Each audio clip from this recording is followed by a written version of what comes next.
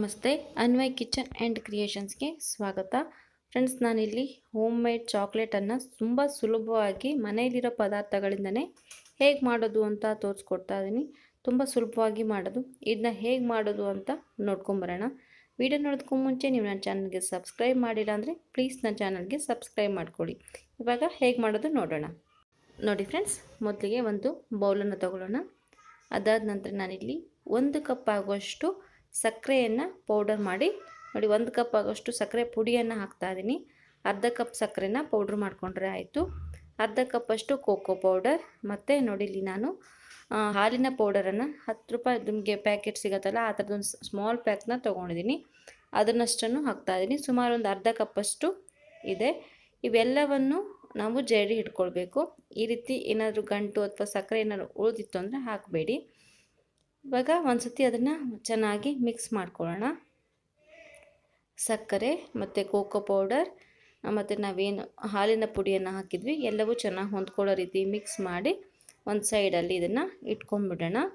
ಇದಾದ ನಂತರ ನಾವಿಲ್ಲಿ ಈ ಕಡೆ ಒಂದು ಪಾತ್ರೆಯಲ್ಲಿ ಸ್ವಲ್ಪ ನೀರನ್ನು ಹಾಕಿ ಕಾಯಲಿಕ್ಕಿಡೋಣ. ಅದ್ರ ಮೇಲ್ಗಡೆ ಇನ್ನೊಂದು ಪಾತ್ರೆಯನ್ನು ಇಟ್ಕೊಳ್ಬೇಕು ಅಥವಾ ಬೌಲಾದರೂ ನೋಡಿ ಫ್ರೆಂಡ್ಸ್. ಇದಾದ ನಂತರ ಇದಕ್ಕೆ ಒಂದು ಅರ್ಧ ಕಪ್ ಆಗುವಷ್ಟು ಕೊಬ್ಬರಿ ಎಣ್ಣೆಯನ್ನು ಹಾಕ್ತಾ ಇದ್ದೀನಿ. ಶುದ್ಧವಾಗಿರುವಂತಹ ಕೊಬ್ಬರಿ ಎಣ್ಣೆ. ಸೊ ಇದು ಕೊಬ್ಬರಿ ಎಣ್ಣೆ ಬಿಸಿ ಆಗಬೇಕು. ಸ್ವಲ್ಪ ಬಿಸಿ ಆಗ್ತಾ ಇರುವಾಗ ನಾವು ಮೊದಲೇ ರೆಡಿ ಮಾಡಿಟ್ಟಿರುವಂಥ ಸಕ್ಕರೆ ಪುಡಿ, ಕೋಕೋ ಪೌಡರ್, ಹಾಲಿನ ಪುಡಿ ಹಾಕಿ ಮಿಕ್ಸ್ ಮಾಡಿಟ್ಟಿದ್ವಲ್ವ, ಆ ಮಿಶ್ರಣವನ್ನು ನಾವಿವಾಗ ಇದಕ್ಕೆ ಸೇರಿಸ್ಕೊಳ್ಬೇಕು. ನಿಧಾನವಾಗಿ ಸ್ವಲ್ಪನೇ ಸೇರಿಸ್ಕೊಳ್ಳಿ. ನೋಡಿ ಸ್ನೇಹಿತರೆ, ನಾವಿಲ್ಲಿ ಸಕ್ಕರೆಯನ್ನು ಹಾಕಿದ್ದೀವಲ್ವ, ಆ ಸಕ್ಕರೆಯ ಪುಡಿ ಎಷ್ಟಾಗುತ್ತೋ ಅಷ್ಟು ನಯಸ್ಸಾಗಿರುವಂಥ ನುಣಿಯಾಗಿರುವಂಥ ಪುಡಿ ಆಗಿರಬೇಕು. ಯಾಕೆಂದರೆ ಕೊಬ್ಬರಿ ಎಣ್ಣೆಯಲ್ಲಿ ಸಕ್ಕರೆ ಕರಗೋದಿಲ್ಲ. ಅದಕ್ಕೋಸ್ಕರ ಎಷ್ಟಾಗುತ್ತೋ ಅಷ್ಟು ನಯಸ್ಸಾಗಿದ್ದರೆ ಚೆನ್ನಾಗಿ ಮಿಕ್ಸ್ ಆಗುತ್ತೆ. ಇವಾಗ ನೋಡಿ ಎಲ್ಲವನ್ನು ಹಾಕ್ಕೊಂಡಾಯಿತು. ಇವಾಗ ಚೆನ್ನಾಗಿ ಯಾವುದೇ ರೀತಿ ಗಂಟು ಇಲ್ಲದ ರೀತಿಯಲ್ಲಿ ಚೆನ್ನಾಗಿ ಇದನ್ನು ಮಿಕ್ಸ್ ಮಾಡ್ಕೊಳ್ಬೇಕು. ನಿಮಗೇನಾದರೂ ಇಲ್ಲಿ ತುಂಬ ಗಟ್ಟಿ ಅಂತ ಅನಿಸಿದ್ರೆ ಇವಾಗ ಬೇಕಿದ್ದರೆ ನೀವು ಒಂದು 2 ಚಮಚದಷ್ಟು ಕೊಬ್ಬರಿ ಎಣ್ಣೆಯನ್ನು ಸೇರಿಸ್ಕೊಳ್ಬಹುದು. ಏನೂ ತೊಂದರೆ ಇಲ್ಲ. ಆದರೆ ತುಂಬಾ ಹಾಕ್ಕೊಳ್ಬೇಡಿ, ನೋಡಿಕೊಂಡು ಸೇರಿಸ್ಕೊಳ್ಳಿ. ನೋಡಿ ಇದೇ ರೀತಿ ಚೆನ್ನಾಗಿ ಎಲ್ಲ ಮಿಕ್ಸ್ ಆಗೋ ರೀತಿ ನಾವು ಕೈ ಆಡಿಸ್ತಾ ಇರಬೇಕು. ಕಾಣಿಸ್ತಾ ಇದೆ ಅಲ್ವ ಸ್ನೇಹಿತರೆ? ಸುಮಾರು ಒಂದು 10 ನಿಮಿಷ ನಾನು ಈ ರೀತಿ ಕೈ ಆಡಿಸ್ಕೊಂಡಿದ್ದೀನಿ.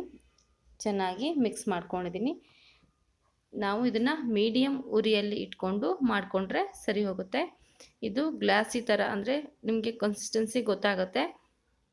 ಆ ಥರ ಬರೋವರೆಗೂ ನಾವು ಇದೇ ರೀತಿ ಇದನ್ನು ಮಾಡಿಕೊಳ್ಬೇಕು. ಇದು ಇವಾಗ ಆಗಿದೆ ನೋಡಿ ಸ್ನೇಹಿತರೆ. ನಾನಿಲ್ಲಿ ಫ್ರಿಜ್ಜಲ್ಲಿ ಇಡಲಿಕ್ಕೆ ನಾವು ಏನು ಬಳಸ್ತೀವಲ್ವ, ಐಸ್ ಕ್ಯೂಬ್ ಟ್ರೇ, ಅದನ್ನು ಬಳಸ್ಕೊಂಡಿದ್ದೀನಿ. ಅದಕ್ಕೆ ನಾನಿಲ್ಲಿ ರೆಡಿ ಮಾಡಿದಂತಹ ಚಾಕ್ಲೇಟಿನ ಮಿಶ್ರಣವನ್ನು ಸ್ವಲ್ಪನೇ ಹಾಕ್ಕೊತಾ ಇದ್ದೀನಿ. ನೀವಿಲ್ಲಿ ಡ್ರೈ ಫ್ರೂಟ್ ಕೂಡ ಬಳಸ್ಕೊಬೋದು. ಮಧ್ಯದಲ್ಲಿ ಡ್ರೈ ಫ್ರೂಟ್ನ ಹಾಕಿದ್ರೆ ತುಂಬ ಚೆನ್ನಾಗಿರುತ್ತೆ. ನಾನೀಗ ಪ್ಲೈನಾಗಿ ನಿಮಗೆ ಮಾಡಿ ತೋರಿಸ್ತಾ ಇದ್ದೀನಿ. ಇದೇ ರೀತಿ ಎಲ್ಲದಕ್ಕೂ ನಾವು ಹಾಕ್ಕೊಳ್ಳೋಣ. ತುಂಬಾ ಚೆನ್ನಾಗಿರುತ್ತೆ ಸ್ನೇಹಿತರೆ ಇದು. ನೋಡಿ ಎಲ್ಲ ಹಾಕಿದ್ದೀನಿ. ಒಂದು ಸತಿ ಟ್ಯಾಪ್ ಮಾಡಿ ನೋಡಿ ಫ್ರೆಂಡ್ಸ್. ಎಲ್ಲವನ್ನು ಹಾಕ್ಕೊಂಡು ಆದಮೇಲೆ ನಾವು ಇದನ್ನು ಸುಮಾರು 2 ಗಂಟೆಗಳ ಕಾಲ ಫ್ರಿಜ್ಜಲ್ಲಿ ಇಟ್ಕೊಳ್ಬೇಕು ಅಥವಾ ಫ್ರೀಝರಲ್ಲಿ ಇಟ್ರೂ ಆಗುತ್ತೆ. ಈ ಥರ ಟ್ಯಾಪ್ ಮಾಡಿ ನೋಡಿ ಫ್ರೆಂಡ್ಸ್. ನಾನು ಸುಮಾರು ಒಂದು 2 ಗಂಟೆ ಇದನ್ನ ಫ್ರೀಝರಲ್ಲಿ ಇಟ್ಟಿದ್ದೆ. ನೋಡಿ ಇವಾಗ ಎಷ್ಟು ಚೆನ್ನಾಗಿ ಬಂದಿದೆ ಅಂತ ಕಾಣಿಸ್ತಾ ಇದೆ ಅಲ್ವಾ? ಫುಲ್ ಗಟ್ಟಿಯಾಗಿದೆ. ಇವಾಗ ಇದನ್ನು ಒಂದು ಸತಿ ಇದೇ ರೀತಿ ಟ್ಯಾಪ್ ಮಾಡಿಕೊಂಡು ಸ್ವಲ್ಪ ಬೆಂಡ್ ಮಾಡಿಕೊಂಡು ನಾವು ಇದನ್ನು ನೀಟಾಗಿ ತೆಕ್ಕೊಳ್ಳೋಣ. ತುಂಬಾ ಚೆನ್ನಾಗಿರುತ್ತೆ ಸ್ನೇಹಿತರೆ. ನೀವು ಮನೇಲಿ ಮಾಡಿದ್ದೀರಾ ಅಂತ ಅನಿಸೋದಿಲ್ಲ, ಹೊರಗಡೆಯಿಂದ ತಂದಿದ್ದೀರಾ ಅಂತ ಅನಿಸುತ್ತೆ. ಅಷ್ಟು ಚೆನ್ನಾಗಿ ಈ ಚಾಕ್ಲೇಟು ಬರುತ್ತೆ. ನೋಡಿ ಎಷ್ಟು ಈಸಿಯಾಗಿ ಮೌಲ್ಡಿಂದ ಬಿಟ್ಕೊಂಬರ್ತಾ ಇದೆ ಅಂತ. ನಿಮಗೆ ಈ ರೀತಿ ಚಾಕ್ಲೇಟ್ ಮಾಡಲಿಕ್ಕೆ ಮೌಲ್ಡ್ಗಳೆಲ್ಲ ಸಿಗುತ್ತೆ. ನೀವು ಅದನ್ನು ಕೂಡ ಬಳಸ್ಕೊಳ್ಬೋದು.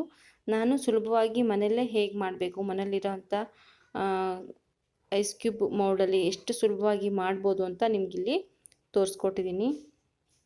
ನೋಡಿ ಇದೇ ರೀತಿ ಎಲ್ಲವನ್ನು ಅನ್ಮೌಲ್ಡ್ ಮಾಡ್ಕೊಳ್ಳೋಣ. ತುಂಬ ಚೆನ್ನಾಗಿರುತ್ತೆ. ಒಂದು ಸತಿ ಈ ರೆಸಿಪಿಯನ್ನು ಟ್ರೈ ಮಾಡಿ ನೋಡಿ. ಮಕ್ಕಳಿಗೆ, ದೊಡ್ಡವ್ರಿಗೆ ಎಲ್ಲರಿಗೂ ತುಂಬ ಇಷ್ಟ ಆಗುತ್ತೆ. ನೋಡಿ ಎಲ್ಲವನ್ನು ಇದೇ ರೀತಿ ನಾವು ತೆಕ್ಕೊಂಬಿಡೋಣ. ಕಾಣಿಸ್ತಾ ಇದೆ ಅಲ್ವಾ ಸ್ನೇಹಿತರೆ? ನೀವು ಇಲ್ಲಿ ಸರಿಯಾದ ಪ್ರಮಾಣದಲ್ಲಿ ಹಾಕಿ ಮಾಡಿದ್ದೀರಾ ಅಂತಂದರೆ ತುಂಬಾ ಚೆನ್ನಾಗಿ ಬರುತ್ತೆ.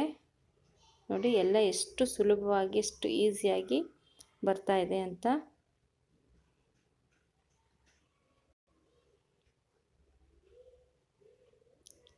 ಎಲ್ಲವನ್ನು ಅನ್ಮೋಲ್ಡ್ ಮಾಡಾಯಿತು. ನೋಡಿ, ಈ ರೆಸಿಪಿ ನಿಮಗೆ ಇಷ್ಟ ಆದಲ್ಲಿ ಖಂಡಿತವಾಗಿಯೂ ಟ್ರೈ ಮಾಡಿ. ನೋಡಿ ಫ್ರೆಂಡ್ಸ್, ಎಷ್ಟು ಚೆನ್ನಾಗಿ ಬಂದಿದೆ ಅಂತ.